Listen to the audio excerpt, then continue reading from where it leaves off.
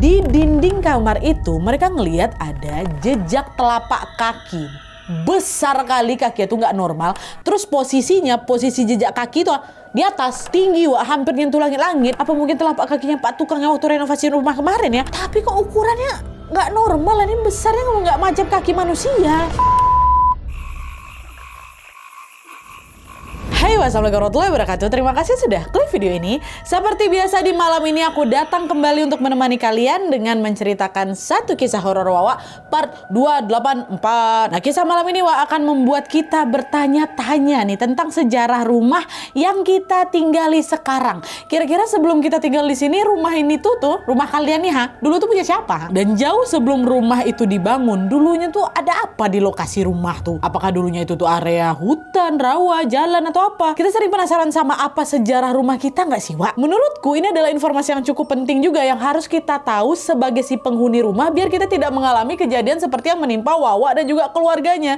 Di mana pada tahun 2017 lalu, Wawa dan keluarganya ini pindah ke sebuah rumah baru. Mereka ngerasa rumah tuh aman-aman aja dia. Walaupun dari pertama mereka pindah ke sana, mereka udah ngelihat ada tanda aneh tuh di sana. Awalnya mereka nggak coba ngambil pusing dengan tanda itu, sampai akhirnya teror demi teror pun mulai terjadi menghantui keluarganya Wawa. Dan di akhir cerita barulah mereka tahu kalau ternyata mereka bukanlah satu-satunya yang tinggal di sana. Penasaran sama kisahnya si Wawa dan juga keluarganya? Tanpa berlama-lama kita langsung masuk aja ke ceritanya ya. Check it out.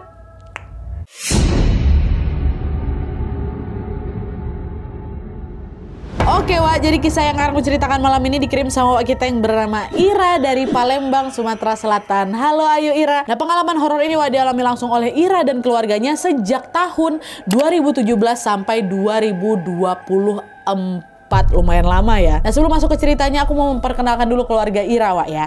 Nah, jadi keluarganya Ira ini terdiri dari bapak, ibu, dan juga 4 orang anak. Ira adalah anak sulung, terus dia punya 3 adik kecil, Wak, namanya Zaza, Rio, dan si bungsu El yang lahir di tahun 2022. Nah, selain itu tantenya Ira yang bernama Tante Cici juga ikut tinggal bersama mereka di rumah itu, Wak. Jadi di rumah itu ada 7 orang yang tinggal ya. Nah, pada bulan Januari 2017 pas ibu ini lagi mengandung Zaza, bapak dan ibu memutuskan untuk pindah rumah. Nah, rumah baru mereka ini sebenarnya rumah lawas sih, rumah tua. Bangunannya udah tua dan ada beberapa bagian rumah yang perlu direnovasi. Lalu beberapa bulan kemudian setelah renovasinya itu selesai, Wak, bapak pun langsung memboyong ibu, Ira, Tante Cici untuk bisa tinggal di rumah itu. Nah, pas mereka pindah ke sana, mereka ngerasa senang kali, Wak, karena suasana di rumah baru itu tuh terasa lebih nyaman lah daripada rumah sebelumnya. Di rumah baru itu ada 3 kamar tidur, dapurnya juga lebih lapang, Nat, dan hawanya juga sejuk karena ada taman kecil di dalam rumahnya. Secara keseluruhan, Wak, ukuran rumah ini tuh lumayan besar. Cocok kali buat mereka yang akan segera menyambut anggota keluarga baru, which is Zaza, adiknya Ira yang bentar lagi mau lahirnya. Jarak Zaza sama Ira juga lumayan jauh, Wak. Si Zaza ini lahir di 2017. Nah, semua kenyamanan tadi, Wak, membuat mereka yakin kalau mereka akan betah sekali tinggal di sana. Tapi pas kami mau ngecek kamar utama, Nat, yang nantinya akan menjadi kamar ibu bapak aku, disitulah perasaan mereka mulai nggak enak, Wak. Kenapa? Karena di dinding kamar itu mereka ngelihat ada jejak telapak kaki. Besar kali kaki itu nggak normal. Terus posisi jejak kaki itu di atas, tinggi, Wak, hampir nyentuh langit-langit, kata si Wawa. Nah, tanda inilah yang aku maksud di awal tadi, Wak. Ada tanda jejak kaki. Heranlah mereka kan, itu telapak kaki siapa tuh? Apa mungkin telapak kakinya Pak Tukang yang waktu renovasi rumah kemarin ya? Tapi kok ukurannya nggak normal, ini besarnya nggak macam kaki manusia. Besar, Nat, kaki manusia sebesar-besarnya berapa sih? Ini besar-besar gemuk pula. Dan kenapa jejak kakinya cuma 1 terus nempel di dinding setinggi itu? Nah, keberadaan telapak kaki itu membuat suasana rumah tiba-tiba langsung tegang, Nat. Ketakutan semuanya nih. Nah, di situ bapak bilang, udah, itu pasti telapak kaki tukang tuh yang kemarin renovasi rumah kita. Paling dia cuma juga lagi iseng aja tuh nempelin kakinya di situ, dia lupa nggak dibersihinnya. Udahlah, abaikan aja lah, nanti biar bapak bersihkan, kata bapak. Tapi kok besar kali, Pak? Nggak macam kaki manusia itu, kata ibu. Udah Bu, udah bersihin aja gitu. Udah lah tuh, akhirnya sesuai dari pesan bapak, mereka pun nggak ambil pusing sama telapak kaki itu, Wak. Bapak segera langsung membersihkan si kaki itu, sementara yang lain lanjut berberes-beres rumah. Nah, setelah telapak kaki itu bersih, Wak, tidak ada dari mereka yang mau ngebahas soal kejanggalan itu tadi, sampai pada suatu hari teror demi teror pun mulai menghantui rumah mereka, Wak, ya. Jadi ceritanya nggak lama setelah mereka pindah ke rumah baru ini, Wak, Zaza, adik Ira yang tadi tuh lahir dengan sehat dan juga selamat. Kelahiran Zaza tentu juga menambah kebahagiaan di keluarga kami, Nadia.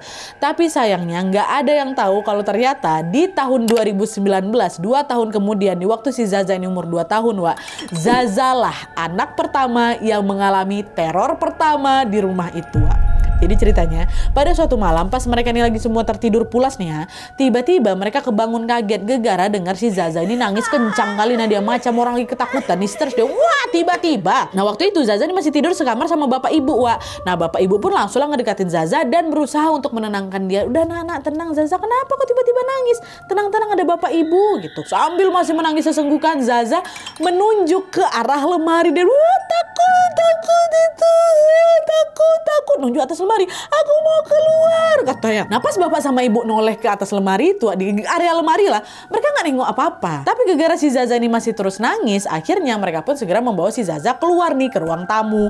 Sesampainya di ruang tamu, tangisan Zaza langsung berhenti, Wak, langsung tenang dia. Dan setelah Zaza udah mulai agak tenang, baru bapak sama ibu ngajak dia mau masuk lagi, ngantuk mau bapak aku, nah dia ya kan mau masuk kamar lagi lah. Nah, pas Zaza diajak balik ke kamar, nangis lagi anak ini. Wah, nggak mau Zaza, nggak mau masuk. Zaza mau di sini aja. Kenapa nggak mau di kamar, nak? Ada apa? Takut. Masih juga nunjuk arah lemari. Zaza nggak mau di kamar, katanya. Di kamar nggak ada apa-apa kok. Nah, ya kita tidur lagi. Nggak mau. Nangis selesai Zaza kan. Nah, bapak sama ibu pun masih terus tuh nanya-nanya sama Zaza. Kenapa? Kamu takut apa? Kamu lihat apa? Apa sebenarnya si Zaza tengok di kamar ya kan? Tapi di situ Zaza cuma nangis aja, Wak. Dia nggak mau jawab pertanyaan si mama bapak yang waktu itu tuh. Butuh waktu lama untuk bapak dan ibu menenangkan Zaza, Wak. Barulah setelah setengah jam berlalu, suasana udah agak mulai tenang. Zaza diajak dipujuk masuk ke kamar, dia tengok, diam dia kan, baru dia mau masuk. Mungkin dia nggak ada si hantu tuh kali tengok ya kan, baru mau masuk tidur lah. Nah, keesokan paginya pas orang semua udah pada bangun nih, bapak sama ibu nanya ke Zaza, Wak, diam-diam, pelan-pelan. Za, tadi malam Zaza kenapa kok tumben nangis kayak gitu? Ada apa? Zaza lihat apa di lemari kamar, nak? Kata mereka. Nah, mendengar pertanyaan itu Zaza ngeleng kepala. Enggak, macam ketakutan gitu adik aku. Dan awalnya Zaza masih nggak mau jawab apa-apa nih. Sampai akhirnya setelah bapak dan ibu ini mendesak berkali-kali, barulah si Zaza ini bilang, tadi malam di atas lemari ada perempuan, rambutnya panjang. Kata dia gitu. Hah? Perempuan? Pakai baju apa dia? Kata ibu. Merah, Bu. Udah pakai baju merah. Oh, jahat apa baik? Maksudnya ibu tuh mau tahu ekspresi wajahnya kan. Kalau jahat kan pasti mukanya marah. Kalau baik kan biasa aja gitu. Mungkin jahat atau baik.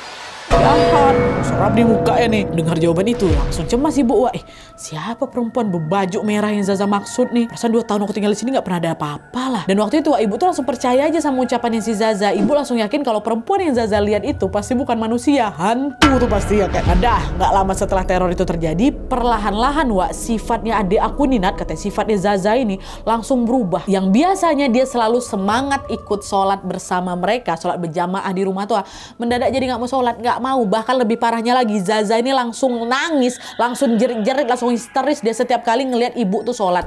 Zaza ini selalu melakukan apapun untuk menahan gerakan sholat ibunya, Wak. Jadi setiap kali baru aja ibu tuh Allahu Akbar, udah teriak-teriak si Zaza tuh, pokoknya histeris lah dia, Wak. Nggak biasanya dia kayak gitu. Zaza ini pun bukan tipe anak yang nggak bisa ditinggal mamanya, Wak. Mama masak, mama kerja pun dia biasa aja sendirian. Ini kalau tiap kali mama aku sholat, dia nangis dia, marah-marah. Ditarik-tarik mama ruku, ditarik, pokoknya dia menangis histeris lah gitu kan. Nah, waktu mama itu udah selesai sholat tuh, tahiyat akhir, baru dia tenang. Nah, sikap Zaza yang aneh ini, Wak, terus terjadi berulang-ulang kali, kata si Wawa. Sampai akhirnya pada suatu hari pas nenek lagi berkunjung ke rumah mereka, Wak, nenek juga ngeliat sendiri gimana sikapnya Zaza yang langsung ngejerit-jerit setiap kali ibu tuh sholat. Nah, akhirnya dengan sigap nenek pun langsung ngegendong si Zaza. Nenek udah tahu ada yang nggak beres sama anak ini, langsunglah dibacakan doa-doa sama nenek. Alhamdulillahnya sejak didoakan sama nenek, kondisinya Zaza pun berangsur-angsur membaik. Jadi Zaza tuh udah nggak pernah lagi lah histeris setiap kali lihat ibu sholat. Tapi sempat dia kayak gitu. Nah, cuma sayangnya teror yang menghantui keluarga mereka itu nggak berhenti di Zaza aja, nggak berhenti selesai sampai situ aja. Karena sesaat kemudian teror selanjutnya mulai terjadi lagi. Nah, jadi ceritanya pada suatu malam, Wak, pas mereka ini lagi siap-siap mau tidur, ibu sempat pergi ke dapur bentar untuk ngambil segelas air minum buat dibawa ke kamar. Jadi ibu ini memang sering kehausan tengah malam, Nadia. Jadi nggak perlu jauh-jauh ke dapur, ada standby lah air minum dekat kamar. Nah, sesampainya di dapur, ibu lihat ada teko, Wak, teko yang ditaruh di atas meja makan sudah dalam keadaan terbuka. tekonya, tutup tekonya tergeletak gitu aja Wak di atas meja ya kan. Nah di situ ibu mikir itu perbuatannya bapak. Nah makanya waktu ibu balik ke kamar, ibu langsung negur bapak. Pak, tadi waktu bapak ambil air minum di dapur, bapak lupa tutup tekonya ya. Untung ibu lihat kalau tekonya nggak ketutup, takutnya nanti kemasukan cicak Pak, kata ibu. Dengar itu bapak bingung. Hah? Bapak nggak ada ngambil air di dapur Bu? Dan kalaupun bapak ambil air ngapain? Bapak buka tutup ya tinggal dituang aja. Iya juga Pak ya. Tapi kok tadi ibu ngelihat tutup tekonya nggak ketutup Pak? Mungkin Cici itu mungkin. Cici tantenya Wawa ikut tinggal sama mereka Wak. Nggak mungkin Pak, Cici udah tidur dari tadi. Ya udah daripada ibu bingung, kita cek CCTV yuk. Ayo Pak, cek yuk Pak, kata ibu kan. Nah, pas bapak sama ibu ngecek Wak, hasil rekamannya langsung bikin mereka merinding. Ternyata si tutup teko itu terbuka bukan karena ada yang buka Wak, melainkan karena tutup ya nih ya. Aduh merinding aku, tepental. Ini kan tutup teko Wak, dia terpental. Baru gini, jadi naik baru turun gitu loh Wak. Bukannya karena rapat terus ibu lewat kesenggol tumpah, enggak, betul-betul diam hening gitu. Ada CCTV-nya jelas sekali Wak, ada CCTV-nya. Ira ngeliatin sama kami, sumpah Wak, ada nampak jelas sekali meletang. Ya Allah ya Robbi. Atau nengok itu bapak langsung istighfar, astagfirullahalazim, katanya ngapa tutup teko bisa kepental sendiri kayak gitu Bu, udah nggak betul rumah nih, makin berani mereka kayak ini Bu, kata bapak kan. Ibu bilang iya Pak ya, ngapa Pak ya, terus kita harus kayak gimana nih Pak, kalau dibiarin terus takutnya mereka malah menjadi-jadi, kita anak kita masih kecil-kecil loh semua, kata ibu. Bapak ada Bu kenalan orang yang paham soal urusan-urusan kayak gini, namanya Pak Dharma, kenal ibu kan. Nah besok kita undang aja lah Pak Dharma ke rumah yuk Bu, kata si bapak. Udah lah tuh akhirnya singkatnya keesokan harinya Wak, Pak Dharma pun datanglah itu ke rumah setelah diajak bapak kan. Nah Pak Dharma minta izin untuk keliling rumah tuh ngecek kondisi sekitar rumah kami. Pemeriksaan itu dilakukan secara menyeluruh sampai ke setiap sudut rumah dimasukin sama Pak Dharma kan. Dan setelah selesai Pak Dharma pun segera menghampiri si bapak untuk melaporkan temuannya. Nah Pak Dharma bilang, Bapak, dulu sebelum rumah ini dibangun, lokasi rumah ini masih hutan belantara Pak, hutan lebat. Ada banyak makhluk halus yang menghuni hutan itu. Dan saat lokasi ini sudah dibangun perumahan, makhluk-makhluk itu nggak ada yang mau pindah Pak. Alhasil sampai sekarang mereka masih juga ada di sini. Terus mereka ikut tinggal bersama kalian di rumah ini. Dari apa yang saya lihat, setiap sudut rumah ini Pak, ada penunggunya memang. Mereka nggak bisa diusir karena memang dari dulu mereka udah tinggal di sini sejauh sebelum bapak sama ibu tinggal di sini. Dengar itu kaget bapak. Oh, berarti kejadian semalam waktu tutup teko terpental tuh gara-gara ulah mereka juga tuh Pak. Yang saya lihat sih iya, karena kayaknya tadi malam mereka ngelihat ada banyak makanan terbuka di atas meja. Mereka pikir makanan itu sengaja disiapkan buat mereka. Jadi besok makanannya jangan lupa ditutup ya, kata gitu. Memang dekat CCTV itu nampak ada makanan-makanan kayak gitu. Lupa ditutup pakai tudung saji. Bapak langsung bilang, oh baik Pak Dharma, terima kasih sarannya. Tapi untuk jangka panjangnya gimana Pak? Apa yang harus kami lakukan supaya mereka nggak ganggu lagi? Anak-anak kami masih kecil semua Pak. Ya, seperti yang saya bilang tadi Pak, kalau untuk mengusir mereka jelas itu udah nggak bisa. Tapi saya bisa bantu untuk memagari rumah ini ya, biar mereka nggak ganggu lagi. Dah lah. Nah akhirnya bapak ya udah nurut-nurut aja waktu itu sama sarannya Pak Dharma. Bapak nggak tahu pasti nih gimana detail proses pemagaran itu, tapi yang jelas setelah rumah itu selesai dipagari sama Pak Dharma, semua gangguan pun agak mulai mereda lah, dan mereka pun bisa melanjutkan aktivitas dengan nyaman. Adalah itu setahun 2 tahun slow kami Nadia. Barulah bertahun-tahun kemudian, tepatnya tahun kemarin tuh tahun 2024, tanpa sengaja mereka melakukan sebuah kesalahan yang membuat si sosok-sosok itu balik bisa masuk lagi nak. Kesalahan apa itu masuk? Nah jadi ceritanya pada suatu hari Tante Cici lagi ngobrol Wak berdua sama Ira sama si Wawa itu di kamar. Nah lalu di tengah obrolan itu Tante Cici ini ngomong, tahu nggak Ra, tadi malam Tante mimpi aneh loh katanya. Tante mimpi apa? Tante mimpi ya lagi ada di kamar ini kamar kamu nih. Tapi semua dinding kamarnya ketutup sama lidi. Terus itu badan Tante tuh macam kekunci, macam ketindihan. Tante nggak bisa gerak sama sekali.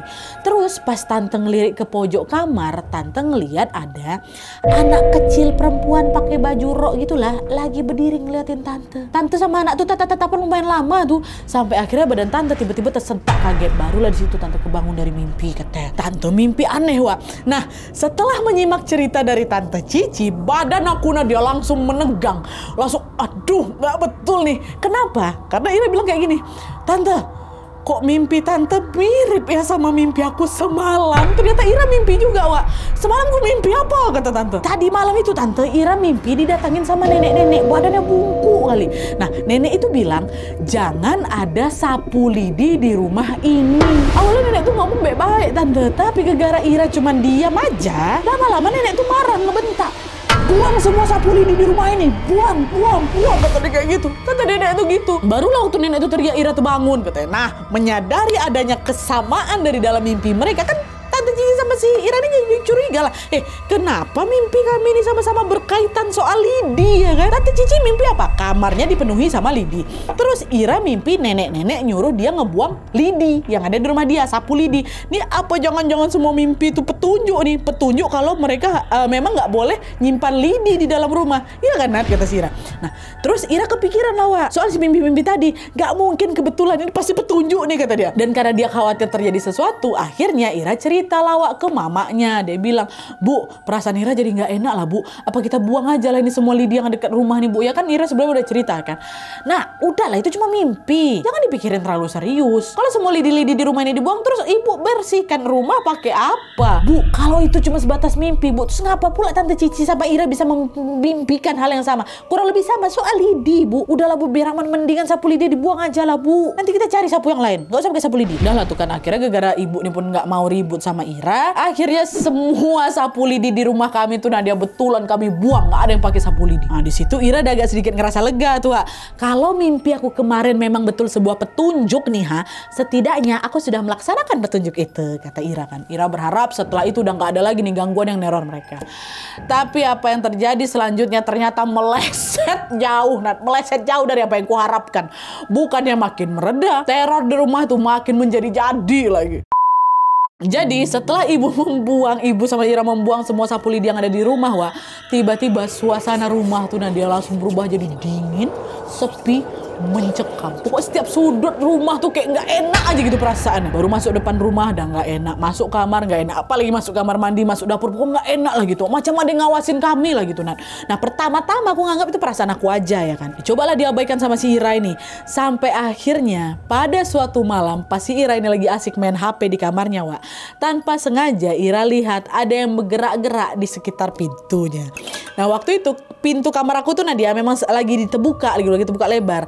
Dan pas Ira memfokuskan pandangannya ke sana seketika jantung aku udah mau copot Nadia. Gegar aku tengok ada wajah orang lagi ngintip di balik pintu. Wah, wajahnya hancur, rambutnya panjang, pipinya tirus, jari-jarinya macam kayu. Keras loh Aku nggak bisa nengok keseluruhan badannya Nadia. Gegar, dia kan ngintip, kepalanya nampak sama aku. Betul-betul macam orang ngintip, kepalanya nongol, tangannya megang pintu kayu aku, badannya nggak nampak kayak gitu. Ngelihat penampakan itu, wah gitu, pejamkan matanya, teriaklah siapa ini, si Ira. Astagfirullahaladzim, apa itu? Suatu aku buka lagi mataku, udah nggak ada sosok itu Nadia, hilang entah kemana lagi. Dan itu adalah kali pertama aku tengok hantu sejelas itu. Dan menyusul di hari-hari berikutnya, anggota keluarga yang lain juga mulai sering liatin hantu dekat rumah, diliatin penampakan semuanya, dan bentuknya juga macam-macam sampai akhirnya puncak dari segala puncak teror yang menimpa mereka ini dialami sama adiknya Ira yang paling kecil, yaitu El. Jadi pada saat itu si El ini baru berusia 2 tahun. Tiba-tiba dia demam parah lah dia selama berhari-hari ya kan. Nah, mereka udah bawa si El ini ke rumah sakit tapi kondisinya juga belum membaik. Dibawa ke rumah sakit ini nggak baik, dibawa ke rumah sakit itu nggak baik, dibawa ke klinik pokoknya nggak baik lah. Semakin hari kondisi El ini malah makin lemas dia nggak mau makan, dia nggak mau minum sama sekali. Bayangkan sama sekali emang kalian. Di usia segitu sebenarnya El ini udah bisa megang dot sendiri dan setiap kali ibu mau ngasih dia dot susu, El itu selalu menerima dot susu itu dengan semangat. Biasanya kayak gitu. Tapi waktu dia lagi sakit itu tiap kali dot itu mau dimasukkan ke dalam mulut El entah kenapa El dilemparnya dot itu macam nggak minum. Tapi yang dingehin sama keluarganya Ira di sini kalau dilihat sekilas El yang lagi sakit ini udah kayak mau minum, mau minum gitu dia kan. Tapi setiap kali ibu ngasih dot El pun dari jauh mau minum, ini waktu lagi sakit. Cuman waktu dot tuh mau ditaruh di mulut, rasa-rasanya macam ada sesuatu yang nahan El biar dia nggak jadi minum. Bayangkan kalian, dia pengen minum, waktu dia mau minum dia ditolaknya gitu loh, padahal pengen minum. Ngerti kalian masuk aku kan, ya kan? Kayak gitu yang terjadi terus. Kayak gitu juga waktu mau makan. Nah karena makin hari kondisinya El ini makin mengkhawatirkan, bapak sama ibu pun melakukan berbagai cara lagi untuk menyembuhkan Elwa. Dan setelah pengobatan medis kemana-mana yang mereka coba ini ternyata tidak berhasil, mereka akhirnya minta tolonglah ke orang yang macam paham lah sama urusan-urusan kayak gitu ya kan. Udah hopeless mereka ini Ira sebenarnya nggak tahu pasti apa yang bapak sama ibu lakukan untuk mengobati El. Sampai akhirnya pas pada suatu hari waktu Ira ini lagi nggak ada di rumah, tiba-tiba mama aku jemput aku Nadia. Ira kata gitu. Bu, kenapa, ada apa? Ngapa ibu panik kayak gitu? Pulang sekarang nak. El harus segera dimandikan katanya. Hah? Dimandikan? Ngapa pula harus jemput Ira? Udah cepat ikut ibu sekarang. Sore ini El harus dimandikan nak, biar dia selamat. Kita nggak boleh terlambat katanya. Hah? Dimandikan apa nih kata si Ira. Di situ aku nggak paham nih apa maksud mama aku nih. Maksudnya si El mau dimandiin gimana sampai butuh aku. Tapi karena Ira lihat wajah ibu betul-betul tegang kali di situ, ya udah aku nggak berani nanya-nanya lagi lah. Nah dia nurut aja aku kan. Nah di sepanjang perjalanan pulang itu Ira cuma diam aja. Sampai akhirnya ibu bilang, adek El tuh sakit gara-gara diganggu sama hantu-hantu di sana. Nah ibu tadi tahu dari tante Cici. Nah ternyata tante Cici ini sempat konsultasi sama orang pintar kenalan yang namanya Pak Kisno. Hah? Terus Bu, ini adek El nih maksudnya diganggu gimana nih Bu? Ibu juga belum tahu detailnya kayak gimana, tapi yang jelas sekarang Tante Cici lagi ke rumahnya Pak Kisno. Bukan Pak Kisno yang ke rumah kita, Tante Cici yang ke sana. Nanti Tante Cici ini akan ngasih tahu ke kita apa yang harus kita lakukan buat ngobatin adek El kata gitu. Nah dah lah kan akhirnya sesaat kemudian Ira sama ibunya pun akhirnya tibalah di rumah mereka. Nah di saat yang sama bapak lagi komunikasi sama Tante Cici yang waktu itu lagi berada di rumahnya Pak Kisno, ya kan? Nah menurut informasi dari Tante Cici di situ Pak Kisno ini lagi menerawang kondisi rumah. Lalu nggak lama kemudian Tante Cici ngirim VN lah voice note ke bapak yang berisi percakapannya dengan Pak Kisno. Nah melalui voice note itu terdengar Pak Kisno ini bilang, ini udah isi voice note-nya ya, rumah kalian tuh bentuknya letter L kan. Di rumah itu ada 3 kamar. Di sebelah kanan rumah ini ada ini, di sebelah kiri rumah ini ada ini. Terus pokoknya dijelasin sama Pak Kisno. Pak Kisno nyebutin deskripsi rumah itu padahal dia belum nyampe di sana. Tante Cici yang ada di sana juga belum ngomong apa-apa lagi. Tapi Pak Kisno macam udah tahu lah gitu rumah tuh gimana kondisinya kan. Nah di VN lain Pak Kisno ini bilang, anak kamu yang paling kecil itu nggak mau makan sama minum ya. Yang bapak lihat setiap kali dia mau makan dan minum ada yang mencet leher dia. Biar makanan sama minuman tuh nggak ketelan katanya. Padahal sebetulnya anak kamu ini lapar, tapi dia dibuat ketakutan setiap kali dia ngeliat makanan kata Pak Kisno. Tante Cici nanya, kenapa semua ini bisa terjadi Pak? Apa penyebabnya? Nah menurut Pak Kisno setidaknya ada 2 hal yang menyebabkan teror itu terjadi di rumahku Nadia. Pertama, ada orang jahat yang benci sama bapak aku, terus ngirimin guna-guna untuk ngelukain bapak. Tapi entah kayak gimana meleset malah kena ke adik aku. Itu yang pertama. Terus yang kedua, di awal tadi kan Ira bilang kalau di setiap sudut rumah ini kan ada penunggunya katanya kan. Nah sebenarnya kebanyakan sosok-sosok itu nggak pada ngeganggu kecuali satu sosok berwarna hitam besar yang sering bikin ongnar. Ingat kan tadi di awal kali cerita waktu mereka pindah ke dalam rumah itu mereka nengok telapak kaki kan ukuran besar kali di ujung apa tuh kan di ujung dinding kamar tuh. Itu rupanya telapak kaki sosok hitam besar nih Dan menurut Pak Kisno si sosok besar ini punya kemampuan bisa berubah wujud menyerupai siapapun yang dia mau. Jadi semua teror yang aku ceritakan dari awal tadi, mulai dari sosok perempuan rambut panjang warna merah di atas lemari yang ditengok si Zaza, sosok anak kecil yang di mimpinya Tante Cici, sosok nenek-nenek bungku di mimpinya Ira, dan sosok berwajah hancur yang nampakin Ira dekat kamar tuh, semuanya adalah jelmaan dari sosok hitam besar itu. Dia ngejelma ke sosok-sosok lain, bukan ngejelma jadi orang-orang rumah. Tapi kan bukan udah dipagarin sama Pak Dharma Nadia. Nah Pak Kisno bilang dulu setelah rumah kalian ini dipagari sama Pak Dharma atau orang kenalan bapak itu, sosok hitam besar itu jadi nggak bisa berbuat apa-apa. Memang pergerakannya memang terbatas. Betulan dia dipagari sama Pak Dharma. Nah makanya itulah dia ini terus nyari-nyari cara nih biar dia bisa neror kalian lagi. Karena dia iseng basicnya.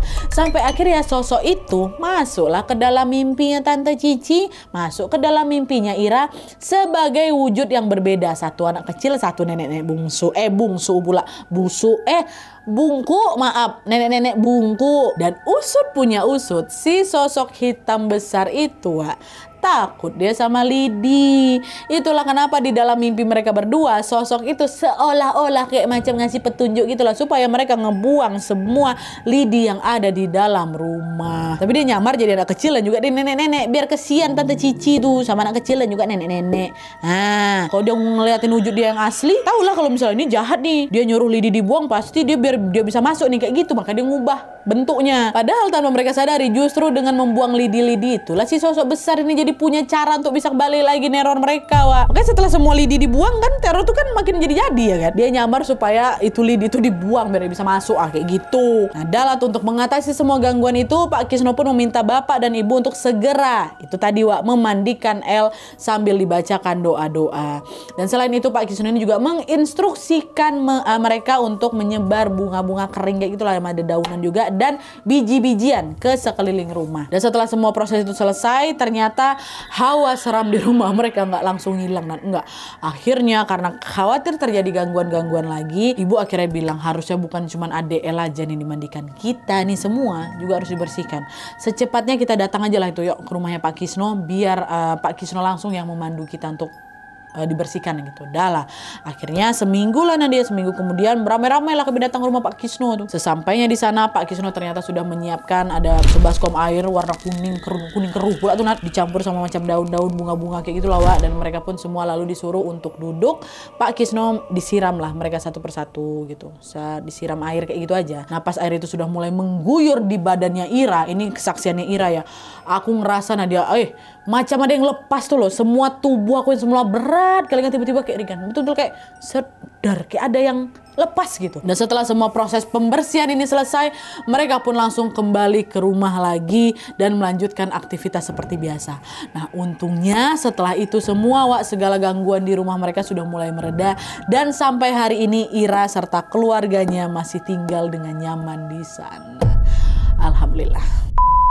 Oke, Wak, jadi itu tadi pengalaman horor yang dialami Ira dan juga keluarganya. Sebenarnya kata Ira, Wak, masih banyak lagi gangguan lain yang Ira dan juga keluarganya sering alami di sana. Mulai dari ada kemunculan sosok yang menyerupai adik Rio. Terus ada juga tongkat kayu yang tiba-tiba jatuh sendiri. Nadia, burung-burung yang selalu terbang di atas rumah kami tiba-tiba selama ibu tuh hamil dan lain-lain. Pokoknya dengan adanya semua gangguan itu, keluarga Ira ini tetap kuat loh tinggal di sana ya kan. Aku rasa ini adalah salah satu contoh dari mempertahankan hak kita. Mau segimana seramnya Nadia, rumah tuh udah dibeli sama bapak aku. Kan bilang berhak tinggal di sana. Dan mungkin di sisi lain ini juga alasan kenapa para sosok itu tuh nggak mau pindah, Wak. Karena mereka pun juga ngerasa punya hak untuk tetap tinggal di rumah itu. Gara-gara sejak dulu mereka udah nempatin di sana. Sama-sama sedang mempertahankan hak nih, Wak, cerita ya. Ternyata memang betul, Wak, kita ini memang hidup berdampingan sama dunia hantu tuh, sama dunia-dunia mereka nih. Nggak apa-apa lah. Yang paling penting saling menghargai aja, weh, jangan ganggu. Aku juga ngomong sama penghuni studio dia, jangan ganggu kami. Makin kesini studio dia makin seram loh, Wak. Serius aja. Betul depan mata dia tuh bisa ngeganggu tuh, tapi bukan yang penampakan. Barang jatuh depan mata tiba-tiba, barang hilang kemarin di sini nggak ada tiba-tiba ada. Nah, suara-suara yang udah biasa. Ini pintu kamar mandi sering kali terbuka sendiri nih. Keran kamar mandi sering nyala sendiri deh, tau Glenn. Oke, aku juga ngomong sama kalian di sini ya, hidup berdampingan aja. Untung masih ngontrak aku di sini. Oke, Wak, jadi itu tadi ceritanya Ira. Kalau misalnya kalian juga pengen berbagi kisah horornya, boleh langsung kirim aja ke email kisahhoror@gmail.com. Jangan lupa juga sertakan nomor WhatsApp sama Instagram kalian supaya nanti kami gampang hubungin kalian. Kalau misalnya kisah kalian di-up di video selanjutnya. Perlu diingat kalau mengirim kisah ke email kami, berarti siap kisahnya diangkat kapan saja. Ya, kami hubungi kalian kalau misalnya ada informasi yang agak kurang kami mengerti gitu, Wak. Sampai tadilah minta dokumentasi asli. Enak, Wak, minta kayak gitu. Ira kasih. Walaupun gak boleh ditayangkan. Sabar aja ya. Oke, jadi sekian dulu videonya. Terima kasih banyak yang sudah menonton. Kalau kalian suka video ini, klik like-nya. Jangan lupa komen di bawah tidak ada dan saran-saran untuk selanjutnya. Jangan lupa nyalain notifikasinya supaya kalian tahu kalau aku upload video baru. And as always, jangan lupa untuk klik tombol subscribe supaya kalian sama-sama tahu informasi menarik dan menegangkan dari channel aku. See you next video, Wak. Bye.